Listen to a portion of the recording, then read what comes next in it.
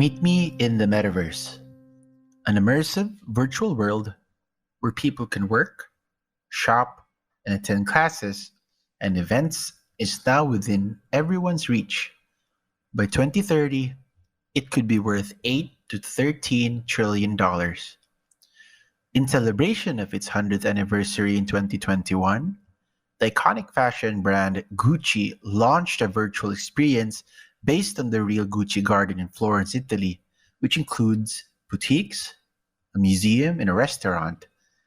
The digital version allows each visitor to transform into a digital avatar, taking the shape of a genderless and ageless mannequin. An avatar is your persona in the virtual world, where your appearance may look like you in cartoon style or not.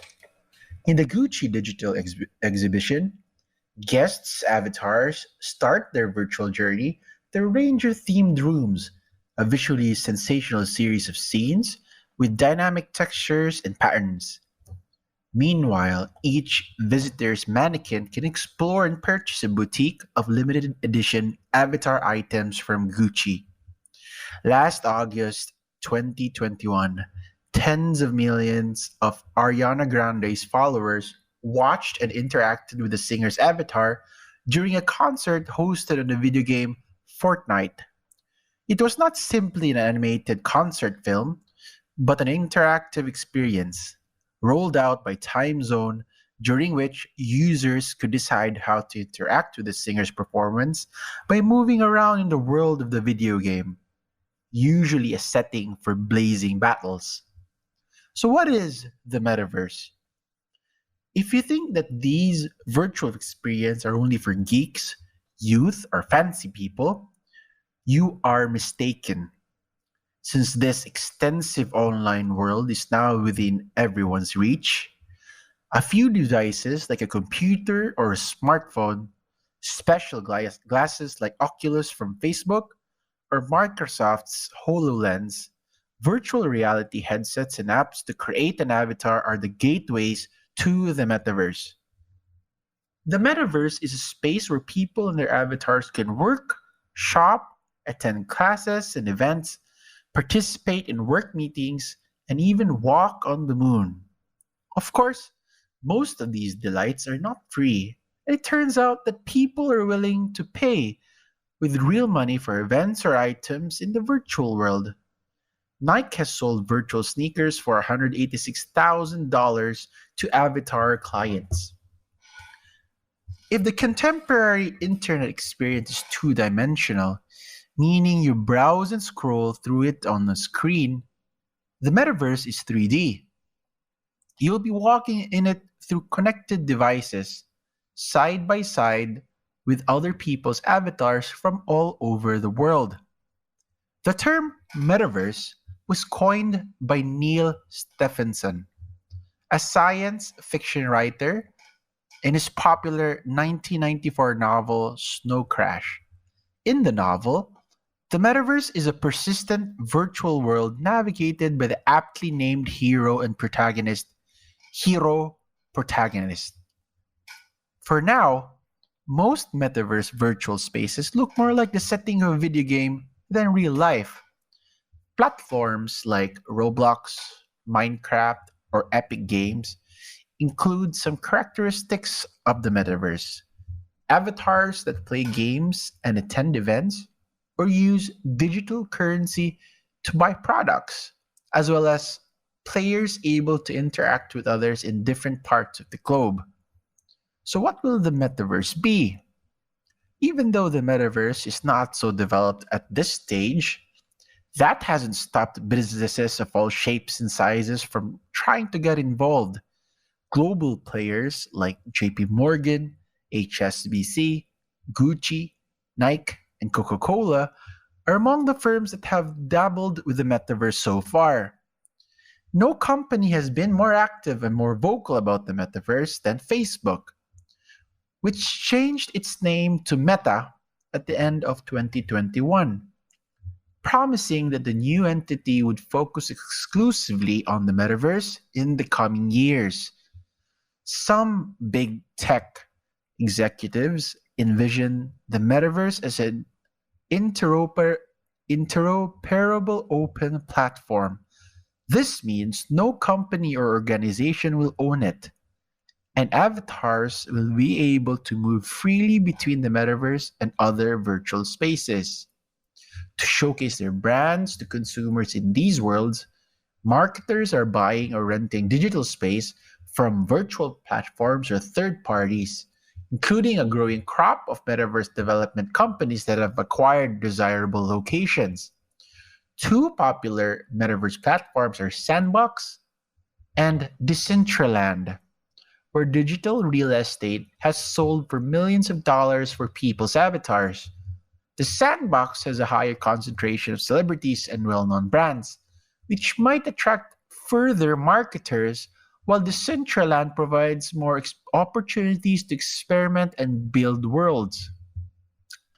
Digital real estate for sale. Last November 2021, Metaverse Group bought about 313,000 square feet in Decentraland's fashion district for about $2.5 million. dollars. The fashion district has been primarily the venue for Decentraland's Metaverse Fashion Week in March 2022, with brands such as Tommy Hilfiger participating, JP Morgan Chase & Co., Sotheby's, Samsung Electronics America, and even accounting firm Prager Metis International LLC set up promotional locations in Decentraland, while Spotify became the first music streaming platform to build its own island in the metaverse with Roblox. Sales of real estate in the metaverse topped $500 million last year and could double this year, according to investors and analytics firms. Marketers also see potential for new revenue streams in the metaverse, such as renting out digital land they own to other brands or selling digital collectibles known as non fungible tokens or NFTs to consumers. The Vatican museums, with their around 800 art pieces of Michelangelo, Raphael, Marc Chagall, Salvador Dali, Vincent van Gogh, and many others, are planning to launch an NFT gallery to democratize art, bringing the headquarters of the Roman Catholic Church closer to the metaverse. Economics and financial experts estimate that the metaverse economy could be worth $8 to $13 trillion by 2030 and expect companies to invest billions of dollars for years to come. The metaverse is going to impact every industry in some way, and it's going to impact the way we socialize, the way we work, and even the way we worship and pray. And it is without borders the ultimate globalization. Even spirituality goes meta too. During the pandemic, the avatar of the pastor, DJ Soto, hosted religious immersive services through computer generated illustrations of biblical passages that seemed to come to life as he prayed with his parishioners.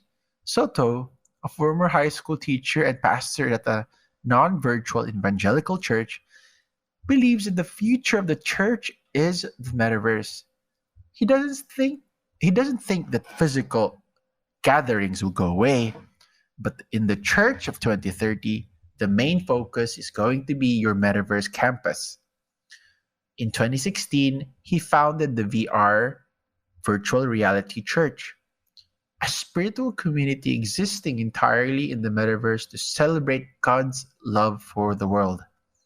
Attendance was scant for the first year, as Soto often found himself preaching to just a handful of people on each occasion, most of them atheists and agnostics who were interested in debating about the faith. His congregation has since grown to about 200 people. He has ordained other ministers remotely from his Virginia home and baptized believers who are unable to leave their houses because of illnesses. Soto is not alone in the spiritual virtual journey. The Reverend Jeremy Nickel, an ordained Unitarian Universalist who calls himself a VR evangelist, began his experience in the metaverse with secular meditations with the goal of being inclusive for all comers. During the pandemic, inspired by the time spent in Nepal with Tibetan Buddhists and his alternative practices studies at the seminary, Nickel has invited his virtual community to Dharma talks and meditation sessions via the chosen avatars, at times meeting at the virtual incarnation of a Tibetan Buddhist temple high in the mountains or floating weightlessly looking down at the earth. Spiritual organizations and tech companies are looking at how to make the metaverse more accessible and better for humanity, as well as how to make those virtual interactions safer as well. Alongside the hype has been a whole host of concerns, ranging from child safety to scams to violence, which is why regulators will no doubt be keeping an eye on how the technology progresses and probably put some limits on the unlimited metaverse. Madalena Maltese, Living City, USA.